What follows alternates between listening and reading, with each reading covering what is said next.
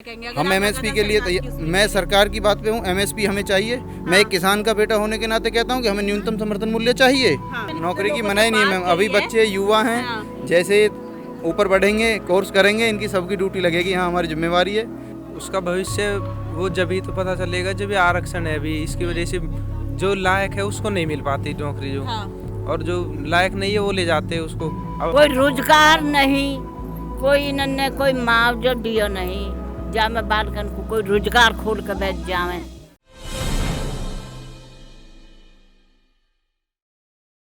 स्वागत है आपका मूव मीडिया में। आपके साथ मैं हूं अदिति सिंह। इस समय हमारे साथ जुड़ चुका है जट्टा गांव का युवा।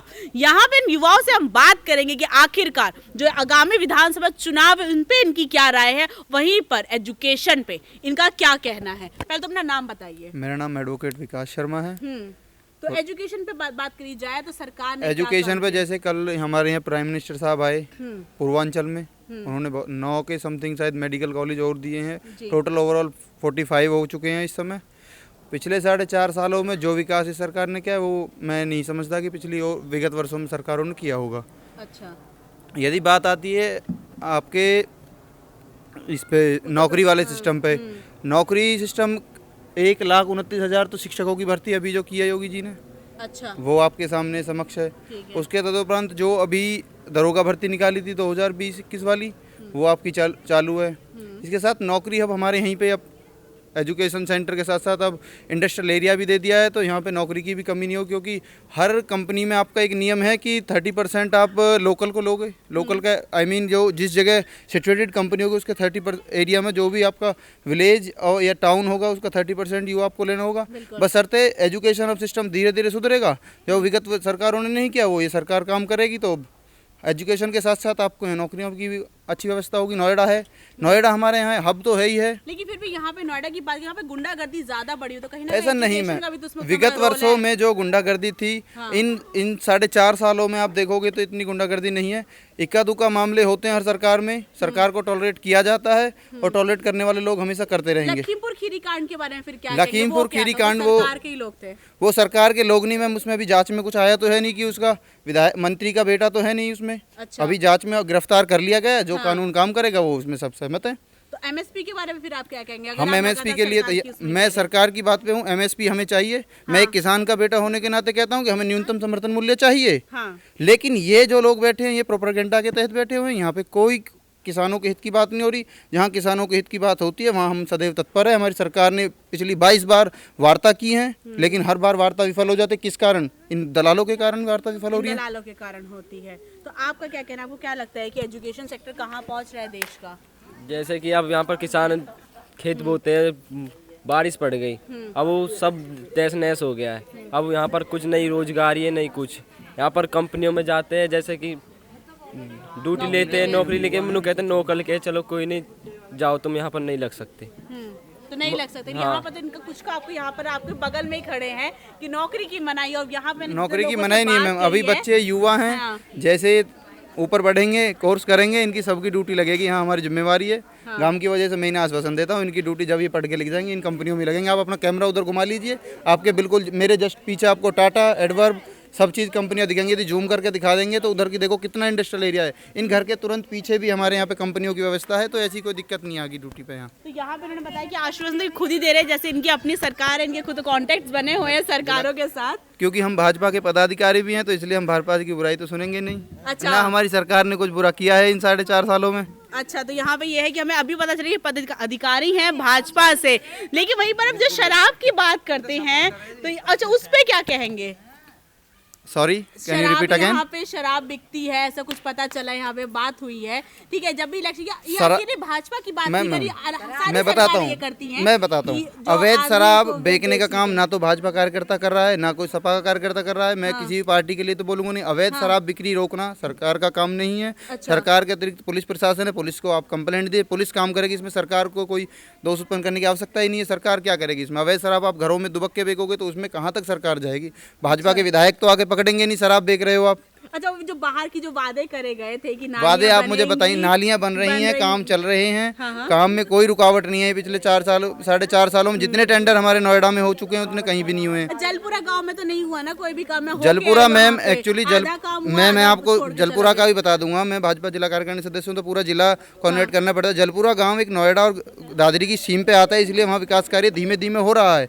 हमारे नोएडा के विधायक पंकज सिंह वो लगे हुए हैं उस कार्य में, कोई काम में रुकावट नहीं है। धीरे धीरे जो अनाधिकृत कॉलोनियां हैं उनके विषय में आप बोल रहे हो, ना कि आप प्रोपेगेंडा जो एक लोकल रोड होते हैं या जो मेन रास्ते हैं उनमें कोई भी काम कहीं नहीं रुक रहा है। आप हमारा रास्ता देख लें, खुली नालियां जो जालियां पड़ी होती है वो सब कुछ भी नहीं लगी है, मैनहोल से वो भी खुले पड़े हैं। वहाँ पर ज्यादा मार्केटिंग एरिया है, इसलिए हर दुकान के सामने तो आप जाली लगा के बैठा नहीं सकते। जो जगह है उचित जगह है, वहाँ हर तरीके की व्यवस्था की गई है। अच्छा, तो यहाँ पे आपने सुना इनके साथ इनका जो है ये युवाओं के लिए जो इन्होंने बात बोली, वहीं पर इन्होंने हर तरफ भाजपा के ऊपर एक अलग से ही मतलब हाँ ठीक है ये होता रहेगा, एक अलग ही प्रेम इनका नजर आ रहा है। देखिए युवा, उससे जानेंगे कि आखिर जो एजुकेशन है उस पर आपका क्या कहना है? क्या आगे जो इस तरह की एजुकेशन जो चल रही है आपको भविष्य है उसका? उसका भविष्य वो जब ही तो पता चलेगा जब ये आरक्षण है अभी, इसकी वजह से जो लायक है उसको नहीं मिल पाती नौकरी जो, और जो लायक नहीं है वो ले जाते हैं उसको। अब हमारे यहाँ पे ये कंपनी बनी है जी। अब कोई कितना ही पढ़ लो इनमें ले थोड़ रही है, बाहर जाना पड़ रहा है अपने काम करने के लिए। सबको अपना घर छोड़ के बाहर जाना पड़े कहीं भी, और बाहर के आ रहे हैं यहाँ पे काम करने के लिए। अब हम अपने घर के उसमें भी कोई नहीं कर पाते, हमारे खेत भी चले गए, फिर इतने उसको क्या करे। पढ़ भी रहे, मेहनत कर रहे हैं और अपने यही ड्यूटी नहीं लग रहे हम अपने घर में ही, यही ड्यूटी नहीं लग पा रही है। तो बात यही कि अगर आरक्षण हटता तो आपको क्या लगता है कि यहाँ पे आप लोगों को बराबर हक मिलेगा? हाँ जी, आरक्षण हट जाएगा तो सबको बराबर हक मिलेगा, सबको बराबर हक मिलेगा, सबको अपनी ड्यूटी बढ़िया मिल जाएगी, सबको जिसे जहाँ पे पोस्ट जो भी चाहिए उस फील्ड में जाना है जहाँ पे सब मिलेगा बढ़िया, अगर आरक्षण हट जाएगा। तो यहाँ पे आपने सुना जो इनका कहना है कि अगर आरक्षण हट जाता है तो आरक्षण के ना यहाँ पे ना होने से सबको बराबर हक मिलेगा। तो उस पे आप लोग आरक्षण की वजह से क्या लगातार नौकरियों की कमी आ रही है? हाँ जी, नौकरियों की कमी आ रही है।